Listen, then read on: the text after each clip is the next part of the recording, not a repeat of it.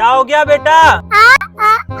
अच्छा बेटा मैं समझ गया, तू गूंगी है और तुझे लिफ्ट चाहिए। चल आजा गाड़ी पे बैठ जा। बैठ गई बेटा, चल अब चलते हैं। ये फंस गया। अरे यार ये गाड़ी में क्या हो गया? अभी तो चल रही थी। बेटा तू 1 मिनट नीचे उतर तो मैं प्लग खोल के चेक कर लेता हूँ।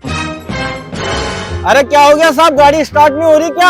अरे हाँ यार भाई साहब, अभी तो मैं चला के लाया, पर पता नहीं अब क्या हो गया इसमें। अरे साहब मैंने ना 5 साल मैकेनिक का कोर्स किया है, आप अलग हटो, मैं स्टार्ट करके दे देता हूँ। अरे हाँ यार भाई साहब, स्टार्ट करके दे दो। ठीक है साहब। अभी मजा आएगा ना भिड़ो।